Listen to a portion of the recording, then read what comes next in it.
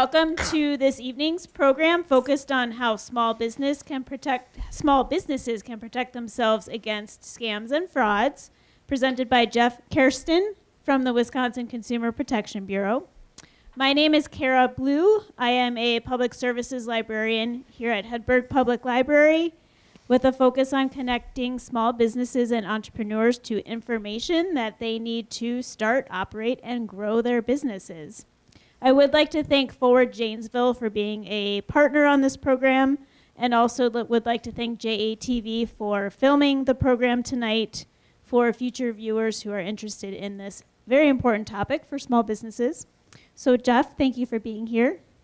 Please go ahead. All right, thanks so much. Thanks for having me.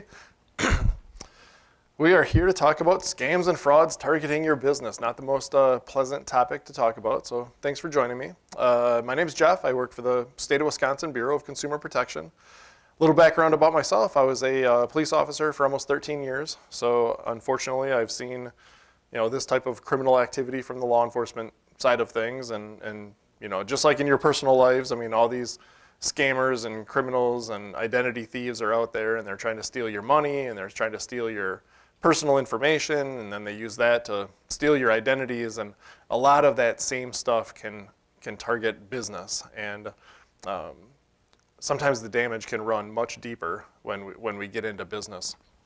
But I just want to take the opportunity here to kind of just introduce us. I don't know if you are familiar with the Bureau of Consumer Protection. We're the state's premier consumer protection agency. There's about 70 laws that we regulate. But we're an impartial agency. Somebody files a complaint with us, we don't take the side of the complainant, we don't take the side of the business, we just take those complaints, we review them, we look for potential violations, we reach out to the business, let them know that a complaint's been filed, we get a response back from that business, and we just kind of go from there. So as business owners, if anybody files a complaint against your business, you'll probably be hearing from us. We'll send you a letter, and we're just kind of looking for a response for what that complaint was. We operate the Consumer Protection Hotline number there. We're one of the easiest state agencies to get a real live human being at. We like to brag about that. No phone tree or anything. You call that number, it rings. I can name off the 7 people that would potentially answer that. Great place for businesses, consumers, to reach out, get information. I brought with some fact sheets here on the table, the 4 examples of hundreds of fact sheets that we have available online. So just a really good resource. We're also really good at kind of navigating the entire state government, if you will. So the Department of Workforce Development and the Office of the Commissioner of the Insurance, and all these different places, and we can direct people and get them to the right state agency for what's going on. Of course, we mediate those complaints, and we investigate cases. We can take enforcement action. We administer the Do Not Call list in Wisconsin. Doesn't stop scam phone calls, at business or on the personal level. The Do Not Call list is for telemarketing phone calls. So if your business is interested in calling Wisconsin consumers and trying to sell something over the phone, or a product or a service, get a hold of us, register with us as a telemarketer, and we'll kind of walk you through that whole process of how to do that. We provide identity theft assistance, a security program, a lot of things that we do to help out consumers in Wisconsin. So tonight we're just going to talk about some of these scams and frauds that target business. There's lots of them out there. A lot of them will sound like the same types of scams and frauds that target us in our personal lives. There's a lot of crossover. We'll get into some prevention basics, some things that we can do to protect ourselves, and then worst case scenario, if this happens to you or your business, how we may be able to assist when it comes to that. Can't really stress this enough. All businesses are being targeted. A lot of people like to tell me, it's like, I'm just a small business owner. I've got one computer. It's my laptop. It's my personal laptop as well, and that's where I run everything. If you have a business with a computer that's hooked up to the internet, which is probably pretty much all of us, you're being targeted. There's just these automated bots that are out there constantly looking for vulnerabilities. I've heard stats that if a computer is hooked up to the internet with a outdated operating system, it takes just a matter of 3 to 4 hours before these bots will find it identify that vulnerability and start to try to exploit it. So they're targeting your business, they're targeting your home computers. They don't necessarily know what they've got until they get in there. So there's nobody out there that's going, oh, that's just a small business. We're not worried about that. We're going to skip right over that one. They just look for these vulnerabilities. When they find it, they're going to see what they can get. Why are they attacking business? Well, I mean, of course, some of these criminals just want your money. But then there's also, political action, making a statement, global economic espionage, just try to steal your trade secrets, depending on what type of business you have. Cyber warfare. What was it, just last year, or was it 2 years ago, the attack on the Eastern Pipeline that kind of shut things down? That type of stuff. There's lots of businesses that I've talked to here in Wisconsin that deal with really important stuff when you're looking at power grid and food logistics, and some of the criminals will try to disrupt that just for making a statement and cyber warfare. How are they targeting? A lot of the same stuff that you see in the personal side of things. Most of it's imposter scams. So they're pretending to be somebody that they're not. They're calling you up, they're sending you emails, they're sending you text messages. It looks like it comes from a business associate or another business or somebody within your own business.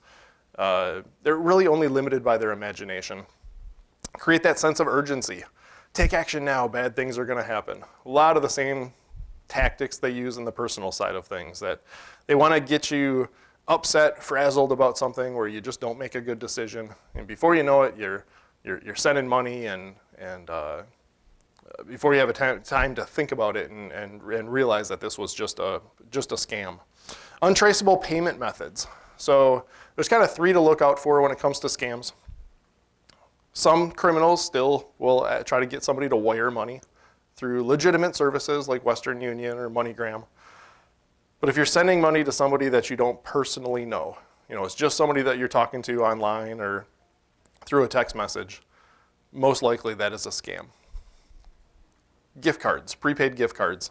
Even at the business level, they will target this. They'll try to talk employees into going down to the convenience store, buying a prepaid gift card, taking pictures of those cards, texting it to somebody, reading those card numbers off over the phone to somebody. Why do the criminals want prepaid gift cards? Any ideas? They cannot be trackable. Exactly. So they're really hard to trace. So really 2 things. The criminal gets their hands on that money immediately. The moment that they receive a picture of that gift card or they have the numbers, they immediately transfer the money off of that card onto some other card that they control.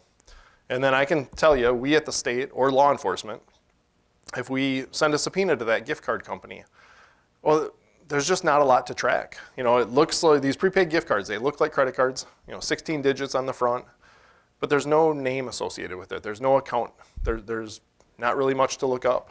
The best response you get from a gift card company is maybe a state or a country where a transaction took place, but it's just that one single transaction of the money being transferred off. So it makes it really, really difficult to track where that money's going. And then the new player on the block is cryptocurrency.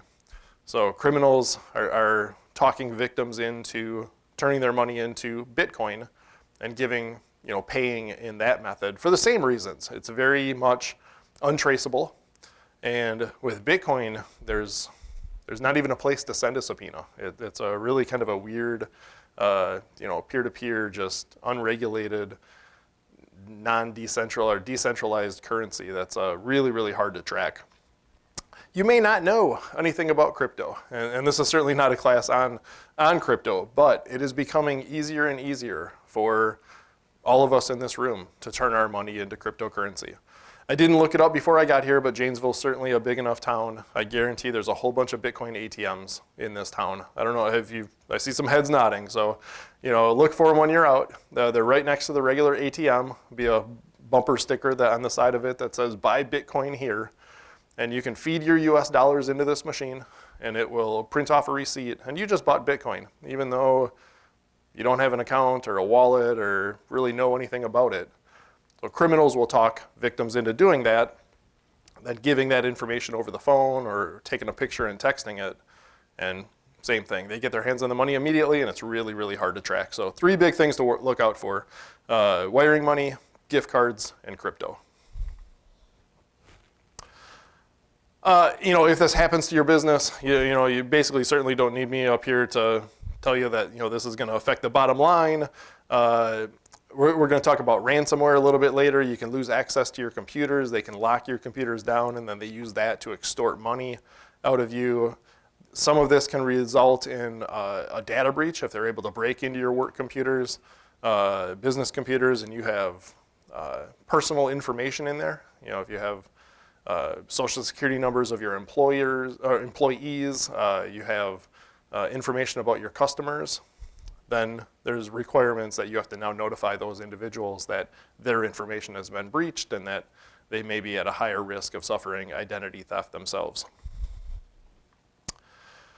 Business email compromise. I believe this is the #1 type of scam that targets business. I've got a couple slides on this because it can get a little complicated. So what they'll do is they'll try to kind of infiltrate your business and find somebody in your business. It even could be you to learn your systems. Who has the ability to make payments, who has the authorization to wire money. What does the email address look like? How do people sign their names? Are they, is their first name Jeff or Jeffrey? And, all of those little bits of information, and they kind of learn how you do business. And then it gets to a point where they try to do a wire transfer. So step 1 here, they identify a target. They may see some kind of vulnerability on a computer that's hooked up to the internet. They may get an employee to click on a link in a phishing email, and that lets them in. They may call up your business and just pretend to be somebody, another business that wants to do business with you. Once they have a contact, then they'll start grooming that contact, and they'll start learning about your business and all these little pieces that they can put together. Once they learn it, well, then all of a sudden, they send out an email that totally looks legit, and it's, oh, this bill needs to be paid, and here's the new wire transfer information, and it comes from the correct email address, and it looks like it's from one of your coworkers, and it gets paid, and it's not a legitimate email. They put work into this because some businesses have lots of money, so it's worth it for these criminals to put this work in and learn those systems so that they can then extract a lot of money. Oops, I should probably advance to the correct slide compared to what I'm looking at. My bad. So just to reiterate here while we're on the right slide, step 1, they identify a target, they groom that target, there's exchange of information, so they're learning, and then all of a sudden the wire transfer comes out, and I think it was $2.3 billion that was lost to business email compromise in 2021. I didn't see any 2022 stats from the FBI, but far and away more money lost to this one than all the other scams that are out there targeting business. So here's an example of some of these types of emails that could hit your business. This email message has automatically been sent to you because the Better Business Bureau received a complaint. You can download that complaint here, and there's a link. Would you click on that link? I'll be honest, I'm not a business owner, so I don't know what it looks like when the Better Business Bureau receives a complaint. I don't know how they reach out. I know how we reach out at the state. We'll send a letter in the mail, or we'll just email a letter. But when you open up these attachments, who knows where that link goes. There are some techniques on computers where you can hover a mouse pointer over that link and don't click on anything, just wait for that little tan window to pop up, and what you're looking for is the first backslash. Don't worry about what's after that. Whatever's before that first backslash, that's where that link is actually taking you. Generally, the best course of action, don't click on links unless you know for sure who sent that to you. So if we're not sure this actually came from the Better Business Bureau, you can kind of see the email address at the very top there, ends in RITYINC.com. That doesn't look like it's associated with the Better Business Bureau. I guess I would reach out to that company on the side. It's always best to verify something separately before you click. Here's another one. Hi, Kat. I know you're working from home, but I really hope you're online right now. I'm in a meeting with that finance guy from Westinghouse. Looks like we haven't paid last month's invoice. It was due yesterday. Please pay immediately. Here's new wire transfer information. Counting on you. This is urgent. Now, if you look really close, and I know it's kind of tiny on the screen here, but Sam Jones at ABD Bank and is being sent to Kat at ABC Bank. So there's some, a little bit of different email addresses that you can see. But if you're in a hurry, who's going to really notice one letter?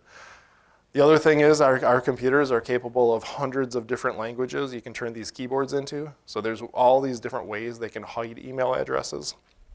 Some red flags for me on this would be new wire transfer information. It's always best practice to verify new wire transfer. And this urgency. That's usually not how, if Westinghouse really needed to get paid, there would be plenty of time to pay that. So those would be the things that I'm looking out for on here. They'll target work phones. Even in our personal lives, we see a lot of this. Over the holiday season, the item you ordered just shipped. Click here for tracking information. Well, if you didn't order anything yesterday, probably a little bit easier to figure out that that's just a scam message. But we get so many of these. Eventually, it's going to hit you at a time where you just ordered something yesterday, and who doesn't want to click on that link and see where your package is? But it's best to go back to where you ordered it from, log into that account, and see if there's updated tracking information, because these can be fake text messages. I know of a good business story I want to share with you on this slide that deals with somebody that had a work phone, and clicking on a link caused them to lose a lot of money. So there was this is a couple years old now. I think it was 2018 or 2019. There's a CFO of a company, pretty good sized company up in Minnesota. And this particular CFO likes to play poker tournaments in Vegas. And he has a big Twitter presence. He's on Twitter a lot. So really that's all the criminals had. They see that this guy's on Twitter and that he's going to play poker in Vegas. And just with that little bit of information, they devised a plan. So they knew roughly the dates the guy was traveling. I'm guessing they probably looked up some airline flights and figured out probably what flight he was on from the Twin Cities to Vegas. And about when the guy's plane landed, he gets a text message on his work iPhone that looks like it comes from the tournament director with a link to the updated tournament schedule. So he clicks on that. Just clicking on that link gave the criminal access to that work iPhone, the email that's on that work iPhone. So now the guy goes into his poker tournament. I don't know if you've ever played poker tournaments in Vegas, but guess what they don't let you have? Phones, for obvious reasons. So that's got to get turned off. And while he's in the tournament, an email gets sent back to the home office from his actual email account. So there's no fake account to look for. It's from the real email address that says, hey, as you know, I'm in a poker tournament in Vegas. I need you to transfer $250,000 to this account by the end of the day. I expect this to be done. So he busts out of the tournament a few hours later and finds out that his company lost $250,000. All started with clicking on a link from an unknown text message.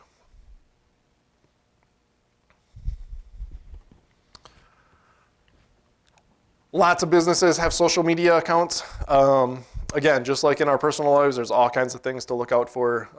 Who's seen a message on Facebook Messenger that I've been hacked, or don't accept a friend request from me.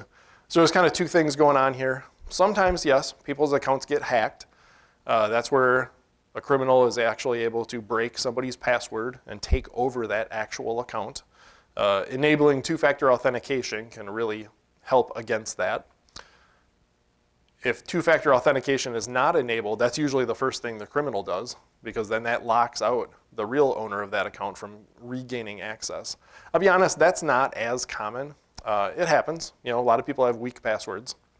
Usually when we see these messages on like Facebook Messenger that look like they come from our friends, they're just imposter accounts. So there's nothing that stops a criminal from just seeing somebody's profile picture and a name. Even if you're not friends with that person and they have their account set to private, you can still see a profile picture and a name.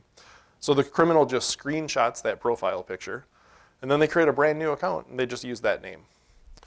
Well, if people don't have their friends list set to private, the criminal can then send out messages to all of your friends, and it looks like it comes from you, or maybe you've been on the receiving end of those messages.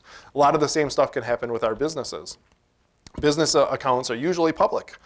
Business posts are usually public because you're trying to get them out in front of as many people as possible.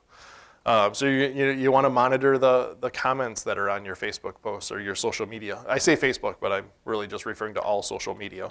You're going to see scammers comments, that are trying to entice your customers to click on these links and that you won something, and you can go in there as the original poster, and you can delete those comments, or you can lock down those posts so nobody else is able to comment. Of course, have really good passwords for all of your accounts.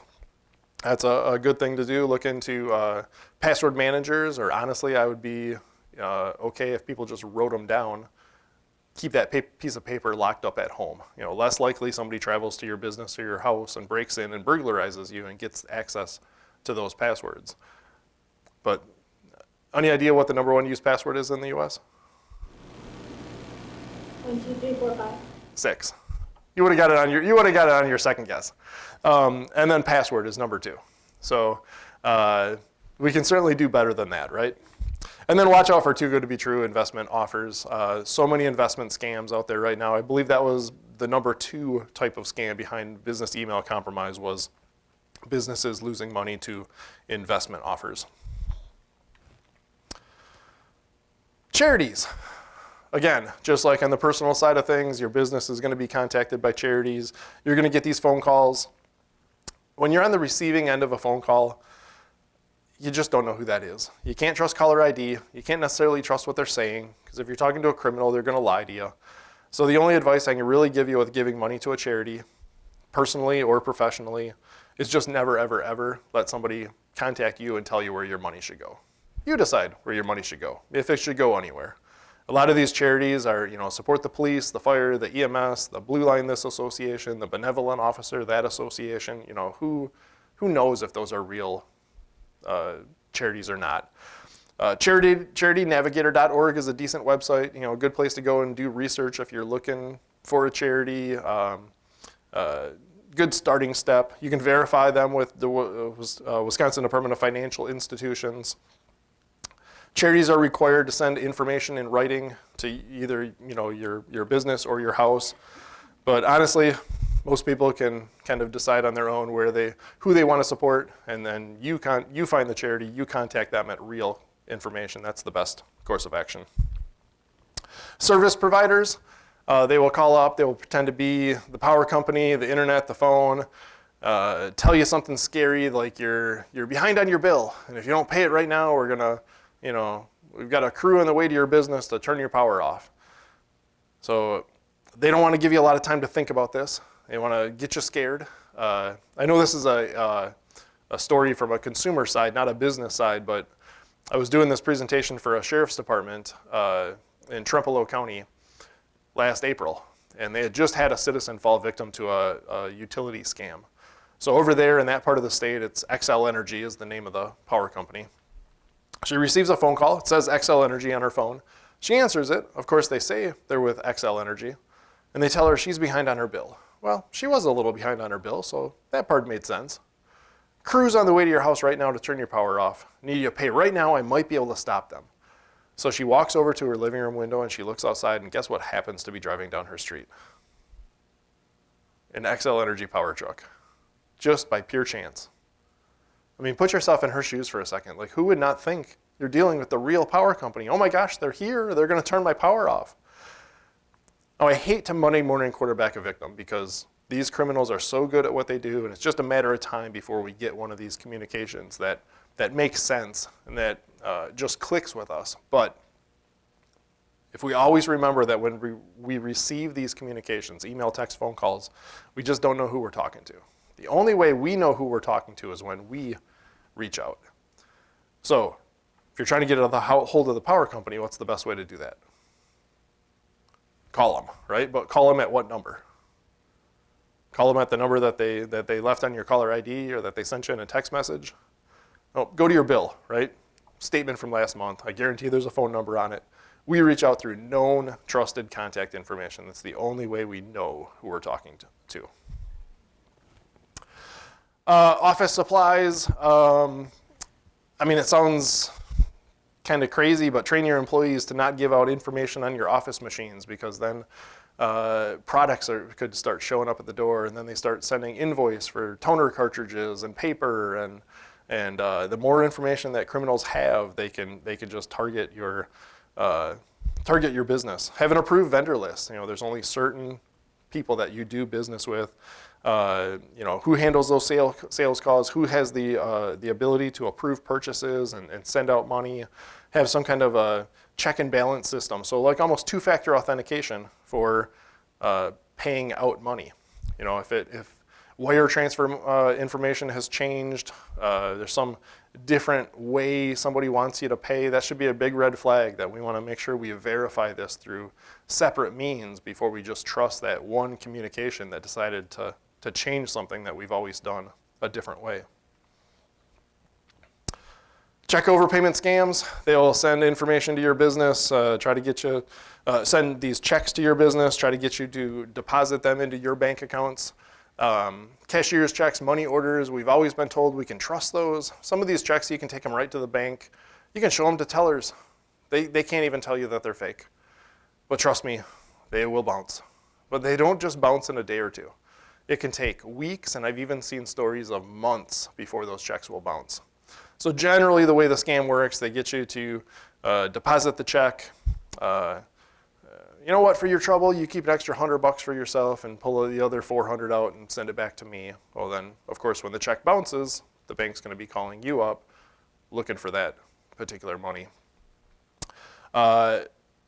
Police department called us up last year and told me about another type of scam that it's kind of tricky, but it has elements of this check overpayment. Consumer received a phone call from McAfee Antivirus. You've heard of that antivirus company? So, and this particular consumer has them on his computer, so he answers. Of course, they say they're with McAfee Antivirus, and here's how it went. They told him, oh, we messed up. Our computer systems were down for the last 3 months. We were not protecting your computer. We owe you a refund. So they talked the victim into giving his bank account number and bank routing number over the phone. Victim's expecting a $300 refund, $100 for each month. Checks his bank account. What do you think happened? Any ideas? So that's what everybody thinks, is that the bank account got cleaned out. Victim checks his bank account, and there's a deposit in there for $30,000 in the green. Now the scammer calls back, frantic, putting on a good act here. Oh my gosh, I'm in so much trouble. They're gonna fire me. We tried to do this wire transfer for $300, but I hit too many zeros. It's $30,000. But the wire transfer already went through. I'm in so much trouble. I need you to do me a huge favor. Go down to the bank, pull out $29,000. You know what? You keep an extra $1,000 for yourself. Send the rest back to us. And that's what the victim did. And the wire transfer bounced, just like a bad check. There was never $30,000 to begin with. It was just a fake wire transfer. So make sure these things are clearing before pulling money out would probably be the easiest way to combat that. And then obviously your business, you can decide, whether you accept checks or how you take payment. Office intruders, there can be all kinds of stuff. A picture of a flash drive here. I've seen stories that some businesses, criminals will walk into and they'll just leave a flash drive laying somewhere and it says payroll confidential. Who doesn't want to pick that up and stick it into a computer and see what everybody's payroll is, right? One of your employees or somebody else. That can lead to ransomware. All of a sudden now that work computer is infected and locked down. Now you try to open up business the next day and your computer just has just a black screen on it with a blinking cursor wanting you to put in some security key. Then the criminal calls you up and they demand money from you, ransom, in order to give you that security key. Now here's the decision to make as a business. So I can tell you the FBI tells you don't pay the ransom because that's just going to encourage this type of criminal behavior and just going to make it worse. Your insurance company for your business may encourage you to just pay the ransom because that could be the route to getting your computers back online quicker and getting you back on business or back to business. Surprisingly, if you pay the money, the criminals usually give you the correct security key. Sounds goofy, but their plan would actually kind of fall apart if they never gave people the right security key. So, and at that point, they're going to just extract as much money out of you as possible. So if you're a tiny business, maybe they're not able to get it much, but if you're a bigger business, they're going to figure that out real fast. And then I've seen stories of municipal governments, big businesses that have had to pay hundreds of thousands of dollars, millions of dollars to unlock their computers. Now, one thing we can do to protect ourselves against ransomware is back up your hard drives offline. So separate external hard drive, you back everything up, and then you disconnect that from the network so that in the next month or two, if your computers get infected, you could just theoretically just reinstall an operating system. And at least you only have to go back in time a couple months. You don't lose all of that data. So prevention basics, got to know who you're dealing with. Again, when you're on the receiving end of communication, that can be really tricky. You just don't know who that is. You can call us up, do a search on businesses that you're getting ready to maybe enter into a partnership with, and see if there's complaints against that business. See if do some online searching and add the words, scam or fraud in, and see if there's complaints against somebody else's website, and kind of help you make some of those decisions.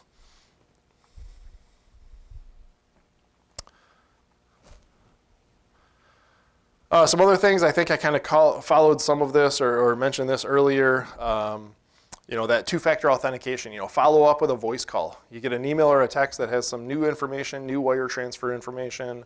An employee all of a sudden wants to change their direct deposit information. Have a voice call, another form of communication with that same person and see, hey, did you just send me this? Is this real? Because you might find out it wasn't your employee and that was just a criminal just trying to steal somebody's paycheck. I know that says don't wire money. What it really should say is don't wire money to people that you don't know. I mean, wiring money is legit. I mean, if you know who to wire it to, that's great. But new wire transfer information or somebody that you're just talking to online, big red flag that that's a scam. Just like with our regular credit cards, try to keep that information as safe and secure as possible. Risky to use work computers for personal stuff as well. Just more chance that those can get infected, depending on what websites people are going to and what links that they're clicking on. There's always going to be that bad actor. Verify new hires, train them. There's a lot of training out there. If you have business insurance, insurance companies offer a lot of training for new employees on how to detect phishing scams. If your businesses have an element where they hook up to government computers, some of that training might be able to be provided for you. Oh, got ahead of myself. There we go. Train employees. Limit where people can go. Some pretty basic stuff, but have those procedures in place and just know that it's there to protect your business. I think we covered this. The wiring money, the gift cards, cryptocurrency. Do we ever have to verify information when we're on the phone? Like personal information, business information, TIN numbers, EIN numbers? Yeah, sometimes. I think the knee-jerk reaction is to say, no, we never have to say that over the phone. But if you call up your bank and you're talking about some business loan and you've called your actual bank and you start asking questions about your accounts, they're probably going to ask you questions who you are. And yeah, that we're actually just verifying information. The opposite is never true. When you receive a call, when you're on the receiving end, you should never have to verify. We don't know who that is. If anything, they have to prove to us who they are, who they say they are. And most businesses will tell you that if they call up their customers, and they're never going to ask for passwords, they're never going to ask for account information. It's only if they receive the call. Urgent, take action now, bad things are going to happen, big red flag of a scam. Government imposters. Will the government ever call you? Generally not. I mean, we certainly make phone calls at the state, but we're not asking for people's personal information.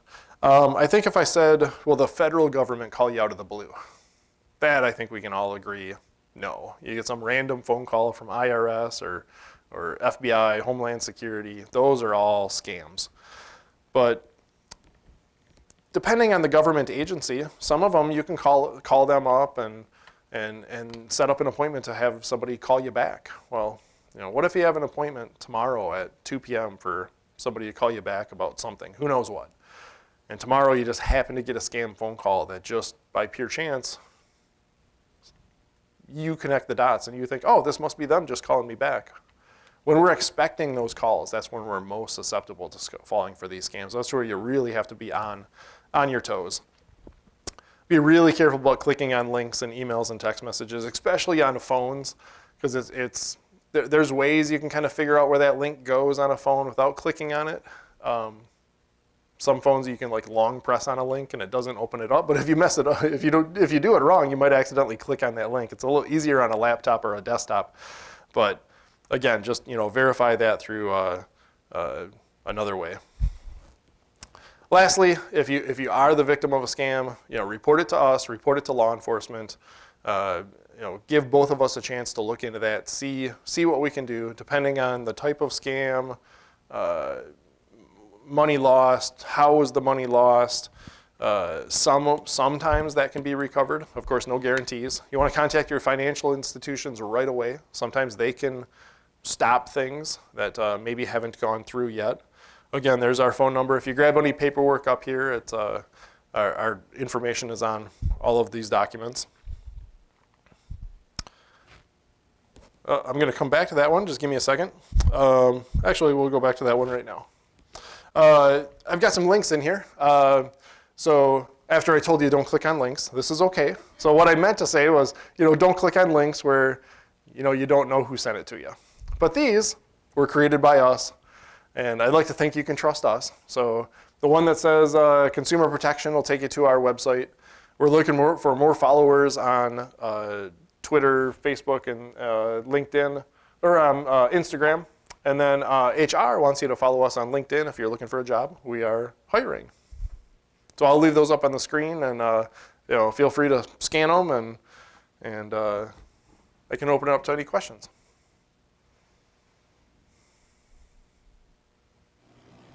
I have emails from employees that were not my employees asking me for change the direct deposit.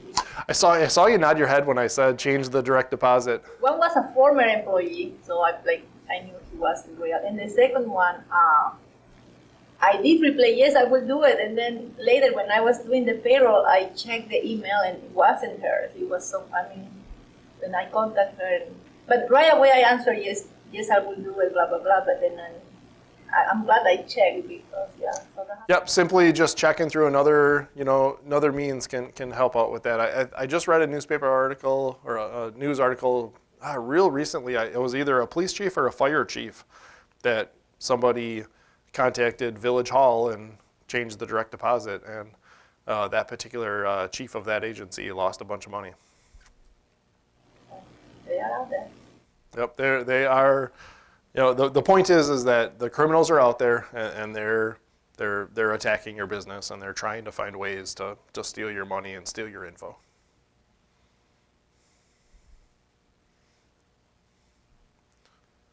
All right, well, thank you so much for your time, and grab some paperwork, and Thank you. thank you.